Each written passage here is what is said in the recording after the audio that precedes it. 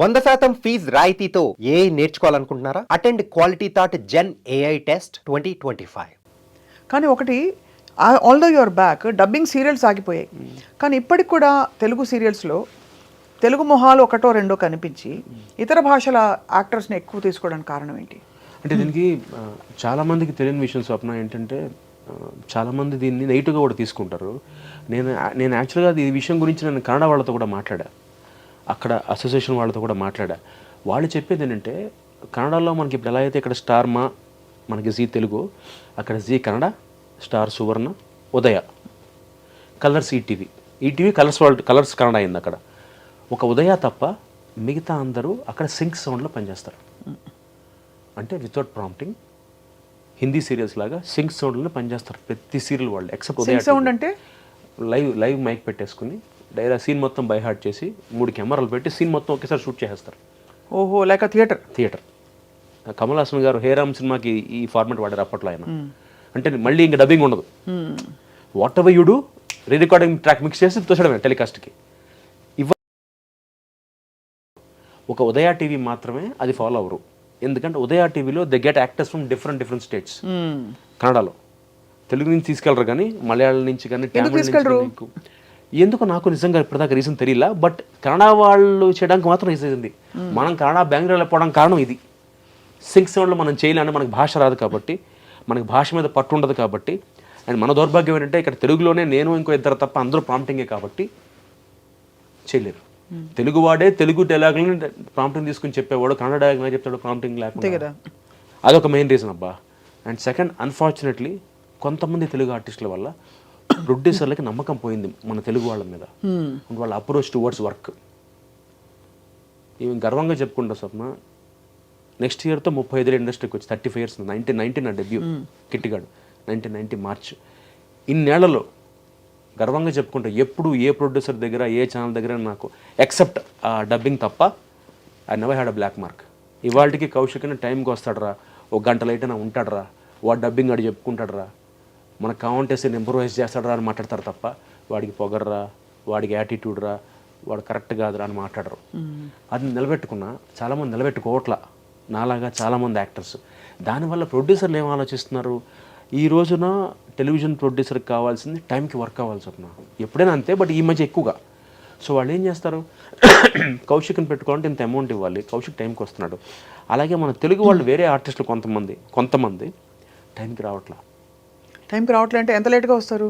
టైంకి రావట్లేదు. 6కా మీ call sheet? 7 9 to 9 మామూలుగా మాది టీవీ 9 to 9. టైంకి రాకపోవడం పక్కన పెడితే ఆ నాన్ తెలుగు యాక్టర్కి ఎందుకండి చికెన్ బయట నుంచి తెప్పిస్తున్నారు, మేము ఎందుకు ప్రొడక్షన్ తినాలి? ఇది ఫస్ట్ నా క్లోజ్ పెట్టాలి కదా, ఆవిడ క్లోజ్ పెడతారేంటి? ఈ ఈగో. నాకు రూమ్ ఇవ్వలేదు, ఆవిడకి రూమ్ ఇచ్చారు, నా రూమ్లో ఏసీ లేదు, ఫ్యాన్ ఉంది. ఇవి దీనివల్ల క్రెడిబిలిటీ పోయి మనకి ప్రొడ్యూసర్స్ కానీ అటు ఛానల్స్ కానీ ఇలాంటి బిహేవియర్, తెలుగు వాళ్ళ బిహేవియర్ కొంతమంది వల్ల అందరిని అదే బట్ట కట్టేస్తున్నారు. అదే కదా, అదే ప్రాబ్లం. 2-3 చేస్తారు అన్ని ప్రతి చోట. కానీ నువ్వు ఎప్పుడైనా ఫీల్ అయ్యావా కౌశిక్, అంటే నాకు ఇవ్వాలి, నీకు సీనియారిటీ చాలా ఉంది, అవును, నాకు ఇవ్వాల్సినంత గౌరవం ఎందుకు ఇవ్వట్లేదు, ఇంకా ఇవ్వాలి, they should give me better facilities. ఆలోచించండి స్వప్న, జస్ట్ వెళ్ళి పని చేసుకొచ్చేస్తావు. ఒక్కొక్కసారి నాకు క్యారవాన్ ఉండదు, రూమ్ ఇస్తారు, 4 ఉంటారు దాంట్లో, నేను బయట కూర్చుంటా, అందరితో మాట్లాడతా, డ్రెస్ మార్చుకోవడానికి రూమ్ లాక్ చేసుకుని డ్రెస్ వేసుకుని బయటకు వచ్చి కూర్చుంటా. అక్కడే చాలామంది నాకు ఆ కన్నడ వాళ్ళ క్యారవాన్ ఇచ్చారు, మా క్యారవాన్ ఎందుకు లేదు, ఇవి స్టార్ట్ అవుతాయి. ఫస్ట్ నేనేమంటానంటే ఆడడం తప్పు కాదు, ఏమున్నా ప్రొడ్యూసర్తో ముందే మాట్లాడుకోమంట. వెరీ అప్ ఫ్రెండ్స్ స్వప్న, క్లియర్గా ఇది మీ సీరియల్లో మీ వేషం అండి, సరే 9 తర్వాత పని చేయను, 9 దాకే ఉంటా, ఆదివారం పని చేయను, పండుగ రాను, ముందు చెప్పండి. ఈ కండిషన్స్కి వాళ్ళు ఓకే అంటేనే పని చేయండి, అంతే కదా. అంతేకాని ఫస్ట్ కమిట్ అయిపోయి వాళ్ళు చెప్పిన పేమెంట్ కమిట్ అయిపోయిన తర్వాత మీరు లొకేషన్కి వచ్చి కన్నడ ఆర్టిస్ట్ మీకన్నా రూపాయి ఎక్కువ, ఆటోమేటిక్గా 2 నెలల పరిచయం అయితే అందరూ క్లోజ్ అవుతారు, వాళ్ళ పేమెంట్ మాకు తెలుస్తాయి. అప్పుడు ప్రొడ్యూసర్ దగ్గరికి వెళ్ళి ఏంటంటే వ్యత్యాసం ఉంటుందా? ఉంటుంది, గ్యారంటీ ఉంటుంది. వాళ్ళకి ఎక్కువ ఎందుకు కూడా చెప్తా, నాకు ₹1 ఇచ్చి కొత్తవాడికి ₹2 ఎందుకు ఇస్తారంటే నేను 9కి వెళ్ళిపోతాను స్వప్న. మామూలుగా 9 అంటే నా సీనియారిటీకి నాకున్న ఎక్స్పీరియన్స్కి నేను 9 to 9 అంటాను, కానీ పని చేస్తా. ప్రొడ్యూసర్కి అవసరం ఉంటే ఫుల్ నైట్ పని చేస్తాను నేను. కాకపోతే రివాజ్గా కౌశిక్ అంటే 9 to 9 టైంకి వస్తాడు, వెళ్ళిపోతాడు.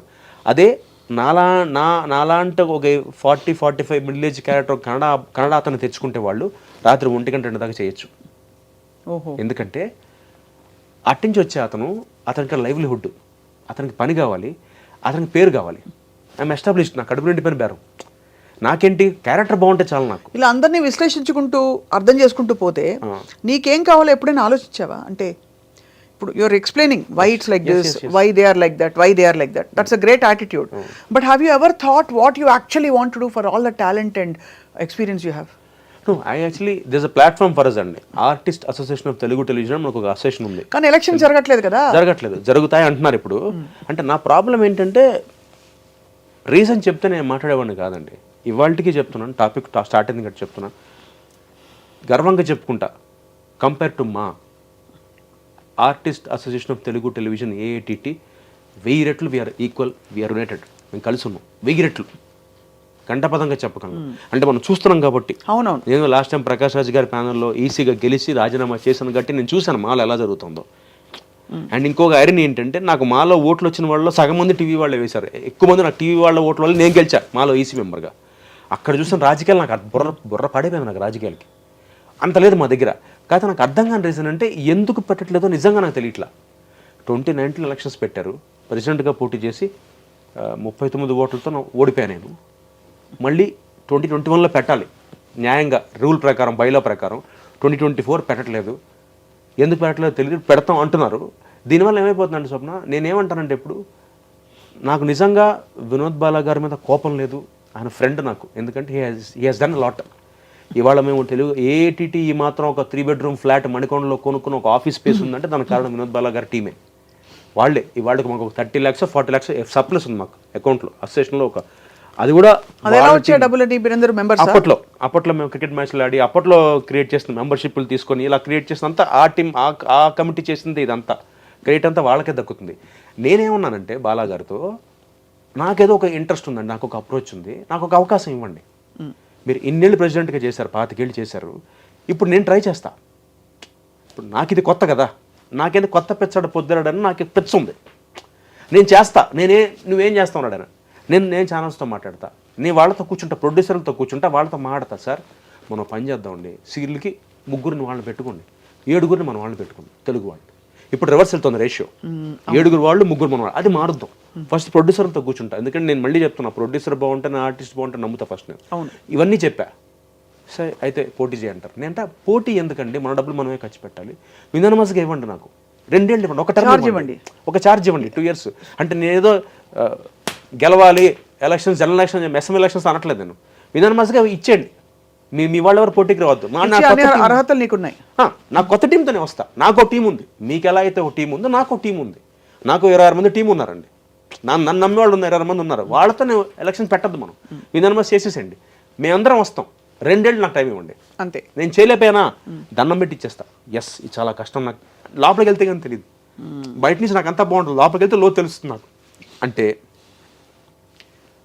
పెడదాం ఎలక్షన్స్, పోటీ చేయండి, గెలిస్తే చేయండి. అలా చేస్తే పోనీ అదో పద్ధతి. మరి పెడితే గెలిచే చేస్తాను నా ఉద్దేశం. లాస్ట్ టైం అలాగే ఓడిపోయాను కదా. అంటే నా బాధ ఏంటంటే స్వప్న, తెవలట్లా, తెగట్లా. అది 19 మార్చి ఎక్కడ, 21 ఏప్రిల్ ఎక్కడ, 24 నవంబర్ ఎక్కడ? అదే ఎందుకు ఇంత అంటే, ఇప్పుడు ఫస్ట్ పాయింట్ స్వప్న వెరీ క్లియర్గా, అది మనం మన పర్సనల్ టైంని పక్కన పెట్టి చేసే పని. అవును, దానివల్ల వచ్చేదే ఉండదు పెద్దగా, దమ్ముడి ఆదాయం లేదు. అంటే నాకున్న దురద ఏంటి, 7 అవకాశం వచ్చేయాలి, ఛానల్స్తో కూర్చొని మాడేయాలి, ప్రొడ్యూసర్లతో కూర్చొని మాడి మన తెలుగు వాళ్ళు 7 రావాలి. ఇది తాపత్రం, బాటంలో ఇంతే బాటంలో. నాకు దానికి ఆయన చేసినా ఓకే, నాకు ఈ విషయం పని. సో అటు నుంచి అవ్వట్లేదు కాబట్టి నేను I want give it try and see if you can. yes absolutely, why not? అది ఇవ్వాలి. ఐ థింక్ ఆల్రెడీ ఉన్నవాళ్ళు చేసిన వాళ్ళు అంటే గ్రేస్ఫుల్గా ఇస్తే బాగుంటుంది. ఇంటి 25 ఏళ్ళు వాళ్ళు చేశారు కదా. But I'm telling you again, నేను ఎప్పుడు ఒకటే స్వప్న, నేను పాలసీ మాట్లాడతా, నేను ఎప్పుడు పర్సనల్గా వెళ్ళను. నా లైఫ్లో నేర్చుకుంది అదే, ఐ టాక్ ఓన్లీ పాలసీ. నాకు ఎప్పుడు అర్థం కాలేదు కౌశిక్, ఇంత బుద్ధిమంతుడివి, నువ్వు భయస్థుడు అయితే కాదు, కానీ మీరు చక్కటి మీ కుటుంబం చూస్తేనే 2 కళ్ళు చాలా అన్నట్టు ఉంటారు మీరు అందరూ. అంటే ఐఎమ్ జస్ట్ మనసారా చెప్తున్నాను. అమ్మ, నాన్నగారు, తమ్ముడు, నువ్వు, అంటే ఆల్మోస్ట్ బుక్కిష్గా ఉంటుంది మీ ఇంటి శుభకార్యాలు. నేను మీ పెళ్ళికి వచ్చాను కదా, గుర్తుంది కదా, పెళ్లి పాట కూడా పాడాను, గుర్తులేదు నాకు. కానీ నేను అనేది అలాంటి కౌశిక్ కట్ చేస్తే ఎంత ఉద్యమంలో పోరాటి డబ్బింగ్ ఆర్టిస్టుల డబ్బింగ్ సీరియల్స్ వ్యతిరేకంగా చేస్తే మాత్రం జైలుకి వెళ్ళడం ఏంటబ్బాయి? అంటే అంటే నాకు అసలు బొమ్మ అతకట్లేదు. అంటే ఏం లేదు స్వప్న, ఏంటంటే చేయడం తప్పు కాదు, నా అప్రోచ్ తప్పు. ఏం చేస్తావు యాక్చువల్లీ? అది అంటే ఇప్పుడు యాక్చువల్గా బాగున్నా అందరితో, బాగుండు ఫ్లాష్ బ్యాక్ వెళ్ళడం ఇష్టంలా, కాకపోతే అప్రోచ్ తప్పు. సో జైలుకి వెళ్ళినందుకు కూడా కాదు, నాకేమైపోయిందంటే నిజంగా ప్రోస్ అండ్ కాన్స్ ఆలోచించలేదు స్వప్న. ఎంత బాధపడ్డానంటే, అరే ఇన్ని డబ్బింగ్ సీరియల్స్ మన తెలుగులో ఎంతమందికి ఉపాధి కోల్పోతున్నారా అంటే. ఆల్మోస్ట్ అప్పుడు మనకి యావరేజ్గా ఇవాళ స్వప్న యావరేజ్గా మనకి 76-77 సీరియల్స్ వస్తుంది రోజుకి. అవును, రోజుకి అన్ని ఛానల్స్ కలిపి. అందులో 40 ఉండేవి డబ్బింగ్ సీరియల్స్ 2013లో. 40 ఆల్మోస్ట్. బాలిక వధు అని, కహానీ ఘర్ ఘర్కి, కహికి సీరోజు అన్నీ యాస్టిస్ తెలుగు డబ్బింగ్. వాళ్ళు ఎపిసోడ్కి 10 లక్షలు ఖర్చు పెడితే మనం 10,000 అంటే ఎంత? 10%, 1%, 10% అన్నా అంతేగా, అంతే. 10%, 10 lakhsలో 10%తో మనం తెలుగులో డబ్ చేసేస్తున్నాం దాన్ని. ఆడియన్స్ని మనం బ్లేమ్ చేయడానికి లేదు, ఎందుకంటే they want that ambience, they want the magnanimity. 10 lakhsలో 10% లక్ష అవుతుంది. అది 1% కదా, 1% లెక్కలో వీక్లీ అయితే 1%. ఆ 1%తో మనం తెలుగు వాళ్ళకి అంత అద్భుతమైన అంబియన్స్ ఇచ్చేస్తుంటే మనం వాళ్ళని బ్లేమ్ చేస్తాం చూడొద్దని. పైగా మన తెలుగు వాళ్ళు విశాల హృదయం. అవును, మనం పరభాషా సినిమాలో అదే పేరుతో రిలీజ్ చేస్తాం, అది వేరే టాపిక్, కానీ అదే పేరుతో రిలీజ్ చేస్తాం చూసేస్తాం మనం. అవును. సో అందుకని అలాంటిది మనం వాళ్ళని ఆపడం ఇష్టం లేక మేము డైరెక్ట్గా అడిగాం, అప్రోచ్ అయ్యాం. ఇప్పుడు నీకు డైరెక్ట్గా ఎఫెక్ట్ పడింది ఆ టైంలో? బీభత్సంగా పడింది. అంటే ఏంటి అసలు ఆగిపోయాయి ఆపర్చునిటీస్? ఆపేశారు. అంటే అది కావాలని ఏదో చెప్పి యువర్ బ్యాండ్ అని చెప్పలా, అలా పద్ధతిగా సంసారపక్షంగా ఫ్యామిలీ టైప్గా ఎవడు పెట్టుకోలేదు. మెల్లిగా ఎవరు పెట్టుకోవట్లేదు, వర్క్ లేదు. అంటే ఎన్ని రోజులు గడిచింది అలాగా? ఆల్మోస్ట్ అంటే పేర్లు వద్దు కానీ ఒక 2 ఛానల్స్ అయితే ఒక 6 ఏళ్ళు పిలవలేదు. అప్పుడు ఒక ఛానల్తో డబ్బింగ్ సీరియల్స్ వల్ల జస్ట్ అంటే ఆ ఇంపాక్ట్ అంటే పైగా నా ఇంట్లో పెళ్లి కాదు, 10 మంది బాగుండాలని తాపత్రయపడ్డందుకు నాకు తెలిసి దిగా. ఐఎమ్ వెల్ అవేర్, నీ ఈ స్టెప్ తీసుకుంటే నాకు కొడుతుందని తెలుసు. కాకపోతే నా భార్య, నా పిల్లాడు, నా మదర్ ఫాదర్, నా ఫ్యామిలీని ఆలోచించలా. అంటే బహుశా నేను అలా పెరిగానేమో తెలియదు నాకంటే. నాకు చిన్నప్పటి నుంచి ఆ అప్రోచ్ స్వప్న, అందరూ బాగుండాలి, అందులో నేను ఉండాలి. దానికోసం I go to any extent, to be honest, సిన్సియర్గా, నిజాయితీగా. అది నా అప్రోచ్ టువర్డ్స్ లైఫ్. సో అలా జరిగిన దాంట్లోనే జరిగింది ఇది. అందరూ బాగుండాలి కాబట్టి నేను కొంతమంది కలిసి ప్రయత్నించాం. ఇవాళ లక్కీగా ఆగాయి, అది వేరే విషయం. కానీ దాని వెనకాల చాలా శ్రమ, చాలా కష్టం పడ్డాం మేము అందరం. అంత అన్ని కెరీర్ కూడా ఒక 6 ఏళ్ళు గ్యాప్ వచ్చేసి అంత కష్టపడ్డాం. ఆ టైంలో ఏం చేసావు మరి ఉపాధికి? కష్టపడ్డావా? చాలా కష్టపడ్డా. అంటే టు బి ఆనెస్ట్ ఎంత కష్టపడ్డా, దాచుకుని డబ్బులు సరిపోవు. బికాజ్ సీరియల్స్ ఎంత వస్తాయి తెలుసు కదా, పీనట్స్.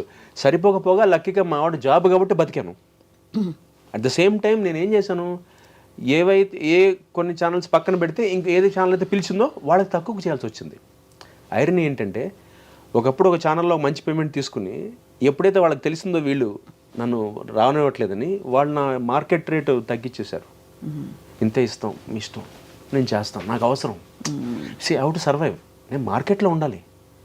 2 రోజులు బాగా మాడుకున్నారు, వచ్చి దండ వేశారు, రోజాపూల దండ బాగుంది. ఆ రోజు చిన్న కూడా జైలు దగ్గరికి వచ్చారు, అందరూ దండ వేశారు, ఊరేగించారు, అక్కడ దాకా బాగుంది. తర్వాత కట్ చేస్తే వెనకాల లేడు. నా లైవ్లీహుడ్, నా భోజనం, నా కొడుకు, మా భార్య, అన్నిటికంటే ఎక్కువ నీలాగా ఎంతమంది. నీకైనా ఒక పేరు పలుకుబడి నలుగురు తెలుసు, అట్లీస్ట్ ఏదో ఒకటి ఎక్కడో ఒకటి ఏదో చేయొచ్చు. బట్ ఎంతమందికి టెక్నీషియన్స్కి జాబ్స్ పోయి. సో బట్ ఆ ఎపిసోడ్ ఎలా జరిగింది? You went in to prison. I was there for 3 days in the prison. తీసుకెళ్లారా? ఇట్లాగా తీసుకెళ్లారు, చంచలగూడ జైల్లో పెట్టేశారు. జైల్లో ఉండి బెయిల్తో, కండిషనల్ బెయిల్తో బయటకు వచ్చారు. ఎలా ఉండింది? హౌ వాజ్ యువర్ మానసిక స్థితి?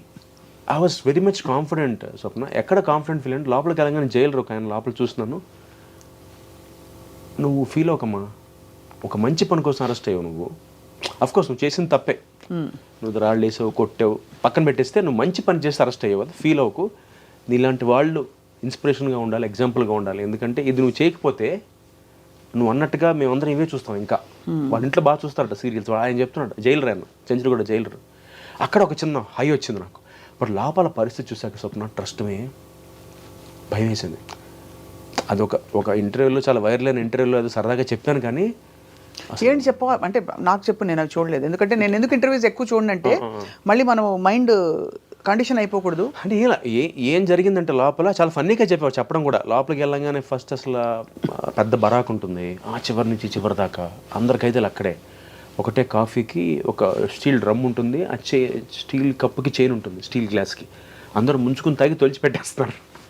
అసలే నేను హైజీన్కి పరాకాష్లో ఉంటాను నేను. ఏంటంటే ఒకే గ్లాసా? స్టీల్ డ్రమ్ము, ఒక గ్లాసు, చైన్ ఉంటుంది, స్టీల్ చైన్, డ్రమ్కి చైన్కి గ్లాస్కి చైన్ ఉంటుంది. ఒక మూల పెడతారు, కార్నర్లో స్తంభానికి పెడతారు. వేడి కాఫీ వస్తారు, తాగుతారు. పక్కన చిన్న తొట్టులో ఉంటుంది, అలా కడిగి పెట్టేయాలి దాన్ని. సబీనా సర్ఫ్లే ఉండవు, మళ్ళీ నువ్వు తీసుకుని తాగి కడిగి పెడితే ఇంకోటి తాగుతాడు. కాదు, మామూలు డిస్పోజబుల్ కప్పులు ఇవ్వచ్చు కదా. అంటే అది అప్పుడు ఆ టైంలో రూల్ అది. సరే, నెక్స్ట్ ఫుడ్ ఏం పెట్టారు? ఫుడ్ తినలేదు నేను, భయం వేసి. ఇప్పుడు నీ బుక్ రాసుకున్నప్పుడు ఇవన్నీ ఉపయోగపడతాయి, అందుకు అడుగుతాను. నేను రాయదలుచుకోవట్లేదు. అంటే ఎక్కడ జైల్లో ఫుడ్కి ఇబ్బంది లేదు, కాకపోతే నాకు ఆ భయం వేసింది. బకెట్లో, స్టీల్ బకెట్లో సాంబారు, స్టీల్ బకెట్లో అన్నం అంటే ఎలా ఉంటుంది ఆలోచించు నువ్వు. మనం పెళ్ళిలో తింటాం చిన్న బకెట్లో, బంతి భోజనాలు కూర్చోబెట్టి చిన్న బకెట్లో పెడతాం, క్యూట్గా ఉంటాయి. ఇది స్నానం చేసే బకెట్లు. ఆ బకెట్లో సాంబార్ తీసుకొస్తారు, సాంబార్ అందులోనే అన్నం, ఆ పక్క దాంట్లో అన్నం అని ఫుడ్ ఉంటుంది. భయం వేసి నిజంగా ఫస్ట్ రోజు అర్థం ఎలా తీసుకెళ్ళి యూనిఫామ్ వేసారా? 3 days దాటితే వేసేవాళ్ళు, 3 days అమ్మా. అందుకని కానీ నీకు కొత్త బట్టలు, వేరే బట్టలు ఇచ్చారా మార్చుకోవడానికి? ఏది షవర్ అది ఉందా? షవర్ ఉంది కానీ డోర్ లేదు. కర్టెన్ ఉంది, కర్టెన్ మూసుకొని పాట పాడుకుని వచ్చు కాబట్టి పాట పాడుకుని వెళ్ళిపోవచ్చాడు బయటికి. సో డ్రెస్లు అవే ఉంటాయి. 3 days దాటి ఉంటే నేను విఐపి బరాక్కి మార్చుండేవాళ్ళు. ఓహో. అప్పుడు నాతో పాటు జగన్ గారు ఉన్నారు పక్కన. జగన్ గారు, నిమ్మగడ్డ ప్రసాద్ గారు, వాళ్ళు విఐపి దాంట్లో ఉన్నారు. నేను జనరల్ బరాక్లో ఉన్నాను. రాత్రి దోమలు ఉన్నాయా? బాగా ఉన్నాయి, కానీ అకామిడేషన్ చాలా బాగుంటుంది. అంటే పెద్ద పెళ్లి సత్రంలో ఉంటుంది, ఈ చివరి నుంచి ఆ చివరి దాకా. అందరికీ లోపలికి వెళ్ళాను, ఒక్కొక్కరికి ఒక రగ్గు, ఒక చెంబు, ఒక గ్లాస్ ఇస్తారు. సంతకం పెట్టాలి రిజిస్టర్లో మనం. సెకండ్ ఏసీ కంపార్ట్మెంట్లో కూడా అలాగే ఇస్తారు. అంటే ఇది ఏమో బాగుంటుంది వెరైటీగా. నల్ల రగ్గు, ఒక చెంబు, అల్యూమినియం చెంబు, అల్యూమినియం ప్లేటు, ఒక గ్లాస్ ఇస్తారు.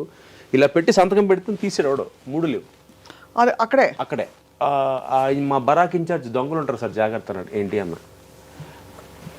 చెట్లో ఉంటే దొంగలే ఏంటి అలా ఉంటారట. తీసాడు.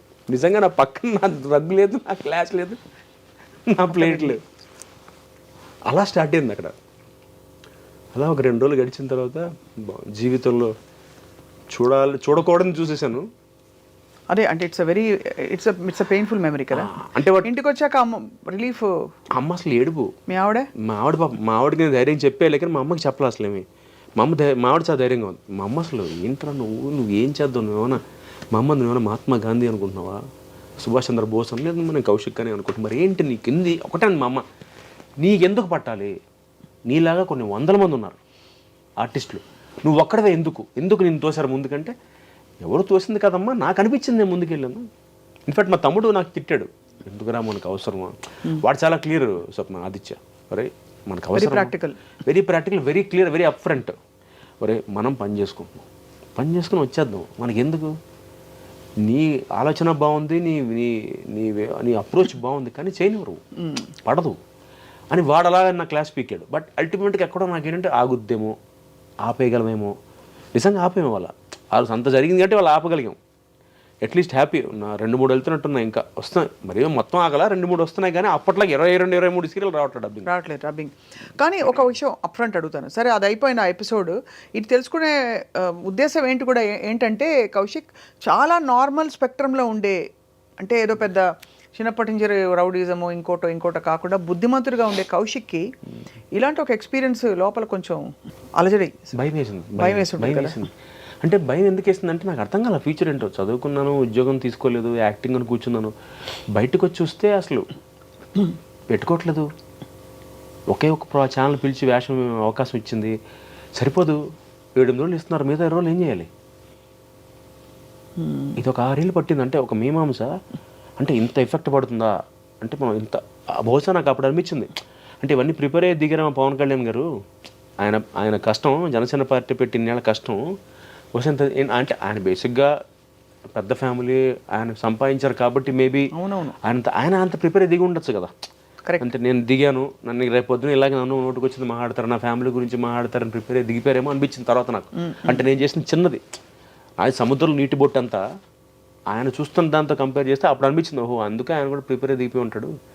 ఏమన్నా సరే పబ్లిక్ లైఫ్లోకి వచ్చేసాక ఎస్పెషల్లీ యాక్టర్స్గా ఉన్నవాళ్ళు ఒకవైపు ఆకాశానికి ఎత్తి, మరోవైపు ఒక పబ్లిక్ లైఫ్లోకి వచ్చిన తర్వాత రకరకాల ఎక్స్పీరియన్స్లు అవుతాయి. అంటే అసలు ఆయనకి జరిగింది నెక్స్ట్ లెవెల్. బట్ దీనికే నాకు అసలు వల్ల కాల. అంటే మనిషిగా ఐ బ్రోక్, నా భయం వేసింది. అంటే జస్ట్ ఆనెస్ట్గా చెప్పాలంటే డాక్టర్ని కావాలని అంతే, సైకాట్రిస్ట్ దగ్గరికి వెళ్ళలేదు. దేవుడి దేవాలని ఏదో మా అమ్మ పూజలు చేసుకుంటుంది, మా ఆవిడ బాగుంది, మా వాడు టైం బాగుంది. జస్ట్ దానివల్ల నేను ఏమైనా కొంచెం స్ట్రాంగ్గా నుంచోగలిగానేమో కానీ మామూలు వాడైతే కష్టం. అంటే నాకు జరిగిన దీనికి చాలా అన్యాయం. 5-6 ఏళ్ళు మనకి స్ట్రగుల్ అయ్యి your back. I'm back again.